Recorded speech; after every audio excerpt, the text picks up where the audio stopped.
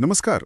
पिछले हफ्ते मतलब 21-22 जून को अमेरिका ने ईरान के अंदर एक बड़ी सैन्य कार्रवाई की। जी हाँ। आज हम इसी पर बात करेंगे। हमारे पास जो भी जानकारी है, जो स्रोत हैं, उनके आधार पर समझने की कोशिश करेंगे कि भाई हुआ क्या असल में। बिल्कुल। अमेरिका क्या कह रहा है, सच क्या लगता है और आगे क्या हो सकता है। हाँ, और ये अहम इसलिए भी है जैसा आपने कहा, क्योंकि ये ईरान इजराइल संघर्ष के इस दौर में पहला सीधा अमेरिकी हमला था ईरान की जमीन पर। सही।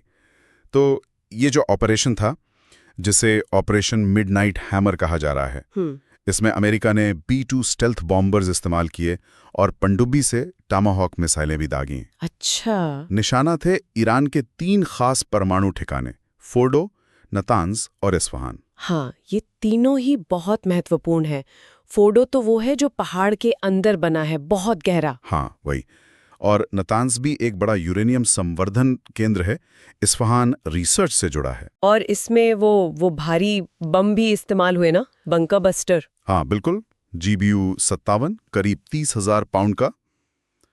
जाहिरा मकसद यही था कि जमीन के नीचे जो मजबूत ठिकाने हैं, उनको तबाह किया जाए। तो मतलब तैयारी पूरी थी गहरे निशाने साधने की। लगता तो यही है। अब देखिए अमेरिका कह क्या रहा है। UN में उनके दूत ने कहा कि इन हमलों से ईरानी परमाणु हथियार बनाने की क्षमता कमजोर हुई है। कमजोर हुई है। और राष्ट्रपति ट्रंप का बयान तो और भी आगे था। उन्होंने कहा कि ईरानी परमाणु स्थल पूरी तरह नष्ट कर दिए गए हैं। पूरी तरह नष्ट? ये तो काफी बड़ा दावा है। हाँ, व्हाइट हाउस का तर्क ये था कि ये सामूहिक आत्मरक्षा में उठाया गया कदम है और चेतावनी भी दी कि भाई अगर ईरान ने दोबारा बनाने की कोशिश की तो फिर हमला होगा। हाँ, तो और हमले हो सकते हैं। लेकिन यहीं पर थोड़ी पेचीदगी है ना, मतलब दावों और असलियत में शायद फर्क है। बिल्कुल, क्योंकि जो शुरुआती खुफिया आकलन सामने आ रहे हैं वो कुछ और कहानी बता रहे हैं। क्या कह रहे हैं वो? ये कह रहे हैं कि ईरान का परमाणु कार्यक्रम नष्ट नहीं हुआ है। हाँ, उसे झटका जरूर लगा है, लेकिन शायद कुछ महीनों के लिए ही पीछे गया है। अच्छा, तो मतलब वो पूरी तरह नष्ट वाली बात सही नहीं है। लगता तो नहीं है। जानकारी ये आ रही है कि जमीन के ऊपर की बिल्डिंग्स वगैरह को नुकसान हुआ है, एंट्री पॉइंट बंद कर दिए गए हैं। लेकिन जो मेन फैसिलिटीज हैं नीचे, और खासकर सेंट्रीफ्यूज मशीन है, वो काफी हद तक बच गई हैं। ओहो, तो मतलब बंकर बस्टर बॉम्बों के बावजूद अंदरूनी हिस्सा सुरक्षित रह गया। ऐसा ही लग रहा है। तो इरादा चाहे जो भी हो, असर शायद उतना नहीं हुआ जितना अमेरिका बता रहा है। ये तो बड़ी बात है। फिर ईरान ने क्या किया? कोई जवाब दिया? हाँ, ईरान की प्रतिक्रिया भी काफी तेज थी। उन्होंने कतर में जो अमेरिका का अल उदीद एयरबेस है जी, उसमें मिसाइलें दागी। हालांकि खबरें ये हैं कि ज्यादातर मिसाइलों को बीच में ही रोक लिया गया। लेकिन हमला तो किया। और वो हॉर्मुज वाली धमकी? हाँ, वो ज्यादा चिंता की बात है।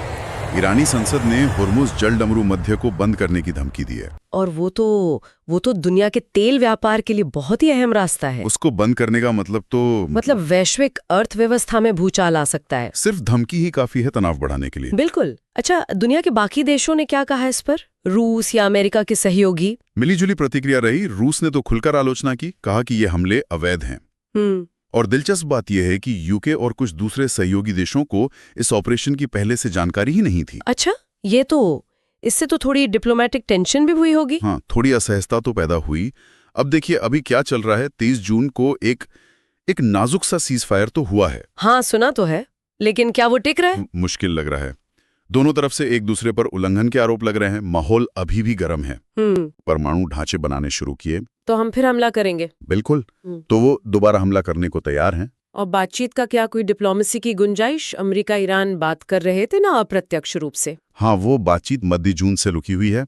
हालांकि ईरान के जो UN दूत हैं वो कह रहे हैं कि कूटनीति का रास्ता खुला रखना चाहिए। देखना होगा कि वो रास्ता दोबारा खुलता है या नहीं। तो कुल मिलाकर अगर हम देखें तो ये ऑपरेशन एक बहुत बड़ा एस्केलेशन है। तनाव बहुत बढ़ गया है। हाँ, इसमें कोई शक नहीं। अमेरिका ने अपनी ताकत तो दिखाई, लेकिन ईरान के परमाणु कार्यक्रम पर जो असल असर है वो शायद सीमित ही है। बिल्कुल। और ये सीमित असर ही एक बड़ा सवाल खड़ा करता है।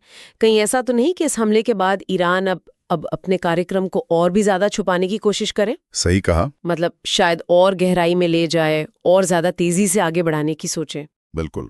और यहीं पर हम आज की ये बातचीत रोकते हैं। श्रोताओं के सोचने के लिए यही सवाल छोड़ जाते हैं कि क्या ये सीमित सैन्य कार्रवाई जिसका असर शायद उम्मीद से कम रहा। कहीं अनजाने में ईरान को भविष्य में अपने परमाणु लक्ष्यों को और ज्यादा गुप्त रखने और शायद उन्हें तेज करने के लिए प्रेरित तो नहीं कर देगी।